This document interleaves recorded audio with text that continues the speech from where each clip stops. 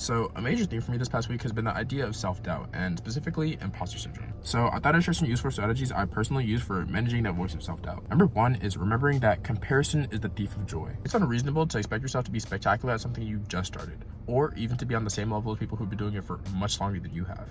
Like for me personally, one of the classes I'm taking this semester is a coding course, and while I did have some experience, there's kids in that class who've been coding since they were literally like 10 years old. And so if I went in with the expectation that I would perform on the exact same level as those types of students, I would just be setting myself up for failure. Which brings me to number two, which is asking around and setting reasonable expectations. A lot of times we get in our head because we close off and assume that everyone's having an easy go of things, when in reality, their path seems just as rocky to them as yours does to you. So a crucial step in mitigating the feeling of imposter syndrome is to reach out to peers and people who have come before you and use their experiences to help set the expectations that you have for yourself. And finally, number three is to keep score. Because if you think about what imposter syndrome is both internally and emotionally, it's the felt sense of, oh, I'm losing. And a lot of that stems from the fact that our brain likes to keep track of the losses we take much more than it does the wins. So sometimes we really just need to manually play scorekeeper for ourselves and make sure that the things we do well or correctly get as much attention as the things that we don't.